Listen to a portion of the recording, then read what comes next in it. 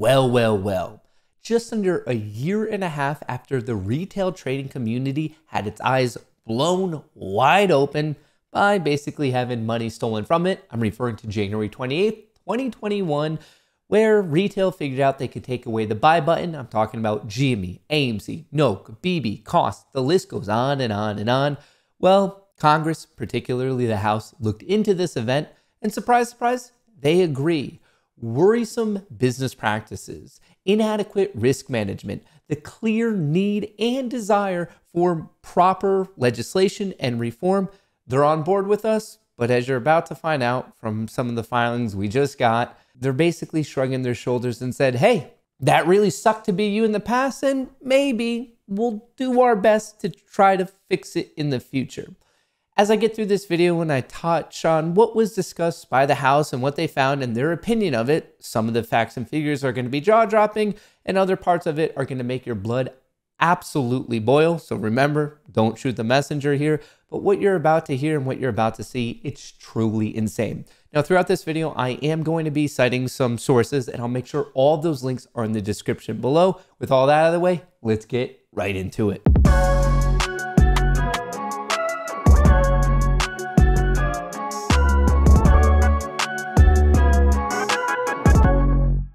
Luckily for us, we can sleep easy at night knowing that our Congress has our back. Obviously, I'm being a little bit sarcastic, but it is interesting what they found. Unfortunately, it doesn't seem like they have much of, I guess, the power or influence, or really what I should say is the willpower to get anything done that should properly be done to fix the current downfalls of our market system. The House Committee on Financial Services just dropped this. Game stopped. How the meme stock market event exposed troubling business practices, inadequate risk management, and the need for legislative and regulatory reform. So this all came basically what was started by the GameStop saga, and obviously our Congress moves slower than molasses, and just under a year and a half later, they looked into it and they agree. They found out some very messed up things. I will post this below if you want to read through it. As you can see, it's about 140 pages, but here are the key takeaways. Robinhood, the main brokerage utilized by so many retail traders and investors, exhibited troubling business practices, inadequate risk management, and a culture that prioritizes rapid growth and above stability during the meme stock market event. Broker-dealers facing the most severe operational and liquidity concern executed the most expansive trading restrictions during the meme stock market event. This is where it gets a little bit crazy. So basically they're telling us, hey, they sucked as a business and they were putting growth above everything else, growth, profit, all of that.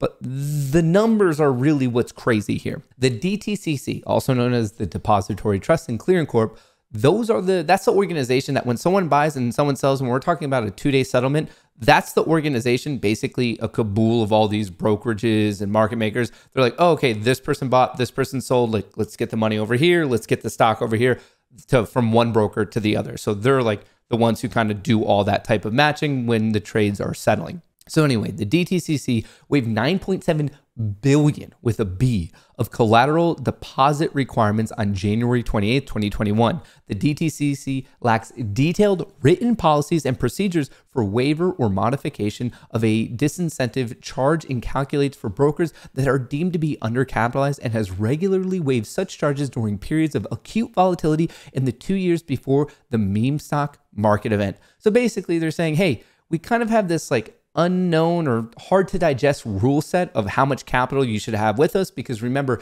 at the end of the day, the brokerage goes to the DTCC and it's all on their net settlement, not their gross. So throughout the day, typically there's a lot of buying and selling, and they go to the net, be like, okay, we owe you a little cash or you owe us a little stock, and like they transfer what they need to.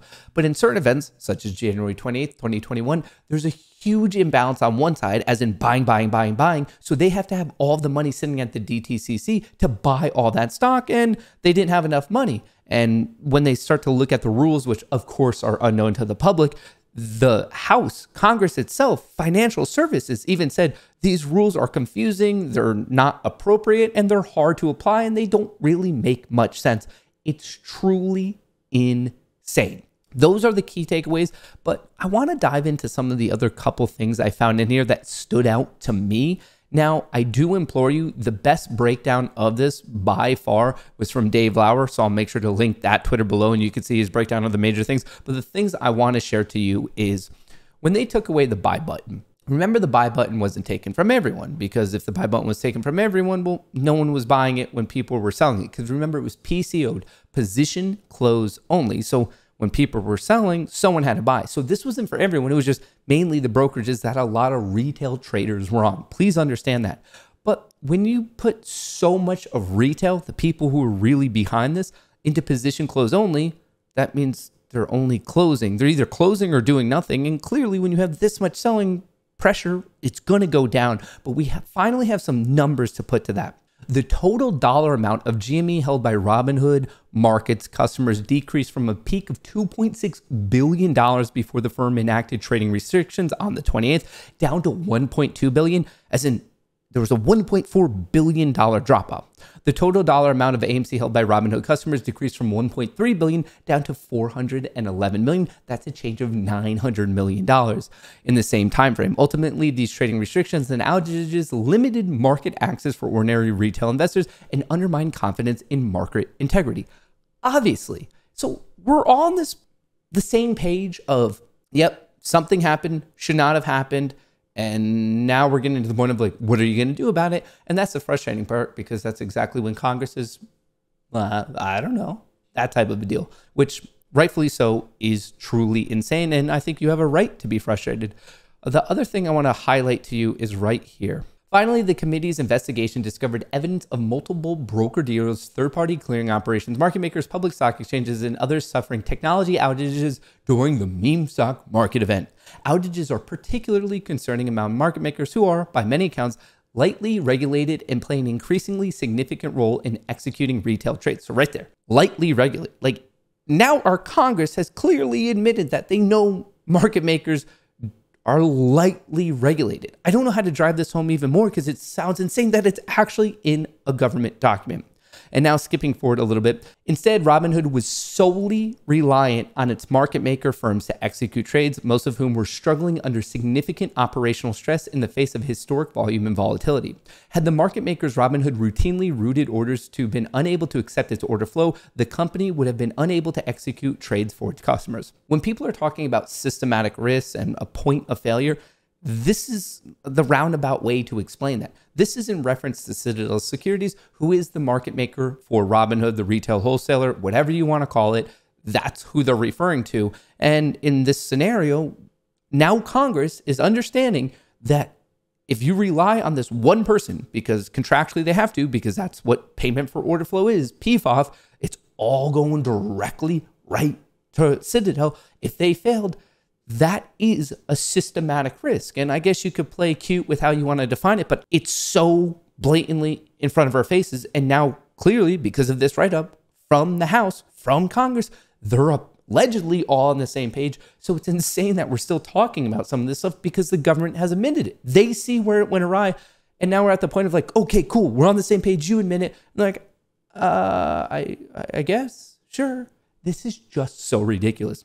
The best analogy I could come up with all of this is retail as a group was at the casino, and they bet on green on the roulette wheel, and they spun the ball, and the market, the casino, they know it's not common to land on green. So they were willing to take that bet, assuming it wasn't going to hit, because they were going to keep all that money. In this metaphor, it ended up hitting the same way GME started to rip. And then all of a sudden, the casino started to realize, oh, wait, we don't have the money to pay out that bet. So we're just going to bust the bet. We're going to say it doesn't count. And then all of a sudden, whoever, I guess, regulates casinos, they walk in and they're like, oh, yeah, that sucks. They shouldn't do that. They should have the money here. And then they're like, okay, maybe next time try to fix it. That's the crazy part. It's like the regulators in this scenario, they realize how messed up it is. And still, no one gets in trouble. They're getting away completely scot-free. It's insane. A congressional report just gave an inside peek at the confusion and chaos inside Robinhood amid the meme stock trading frenzy. So basically, because of this report, we now have other detailed information. I think this is just a good thing to really highlight what's going on. But overall, this revealed systemic flaws in the operations of both retail super brokers like Robinhood and the regulatory environment in which they operate. This revealed how rapid growth and innovation in retail trading presents novel issues for market stability and orderliness, and neither the industry nor regulators have satisfactorily anticipated or addressed it. So we now know that they haven't anticipated it or addressed it, and the question is, okay, well, are you going to address what just happened and also for the future, or are we all just going to shrug our shoulders and hope that none of this ever happens again? What's crazy is the actual look into what Robinhood was saying that day, and you could tell from the text and the email that they knew not only was it a dumpster fire, but they were doing something wrong. If you don't believe me, check it out because it's all in there. Top leaders scrambling to address issues they hadn't foreseen just weeks earlier. This is the part when I gave you that little warning of your, like, if you have anger issues and your blood boiling, this is it. Lucas Moskowitz, Deputy General Counsel and Head of Government Affairs at Robin Markets. That sounds good. Anyway, here's what he just said. Robinhood made and waivers granted were generally the same decision requests and waivers made and granted by others in the industry. Coming back to that DTCC thing of the rules that we don't know of like how much money they have to have there, and obviously they didn't have enough. Well, we know they were given waivers and didn't have the appropriate amount of money, and they're saying, well, it's fine because other people were also not following the rules, so we should also not be able to follow the rules even though we didn't have the money, and clearly we were the weakest among all of them. It's all messed up. This is the part where it goes a little bit off the rails. We remain confident that we took the appropriate and responsible steps necessary to protect and support our customers. Since then, we've made significant improvements to strengthen our foundation and have moved forward as a stronger company alongside our customers every step of the way. You might be sitting there and be like, support our customers? Doesn't feel like you supported us at all. You took away the buy button. You took money out of my pocket, took money out of your pocket. How is that support customers? And then when I was on stream today, someone pointed out, well, what if by customers, they just mean Citadel? And yeah, it was probably a little tongue in cheek, but that actually makes the most sense. Imagine if you just took the 2 times it says customers here and just put in Citadel. Steps necessary to protect and support Citadel Securities. And then at the end, we move forward as a stronger company alongside Citadel every step of the way. Makes a lot more sense. This is insane. If you have the time, if you have the desire, I implore you to dive into this. I just wanted to give you the highlights. Once again, Dave Lauer is a great resource on all the things you need to know about it. I will link everything important below just for posterity's sake. At the point that I'm filming this video, GME is trading at $130. And if you're just interested in the current data set, the short interest is around 22%. Cost to borrow a little bit closer to 36. Shares on loan, 21.3 million. So I just want to give all of that just to see, we'll see how this video ages with posterity. But one of the craziest things I think that's going on here is, check this out, just a little thing to leave you with. Year to date, GME, the stock that we were told was a waste of time and no one should be touching it at all, is down 14%, 13.75 to be very specific. But check out the overall market, the S&P 500. You know, that thing that we're told to get for our 401ks, our IRAs, because that's the healthy thing we should all be investing in. On the year, it is down 18%. Just a little bit of food for thought for all of you. That's what I have. I hope you enjoyed the video, and I'll catch you in the next one.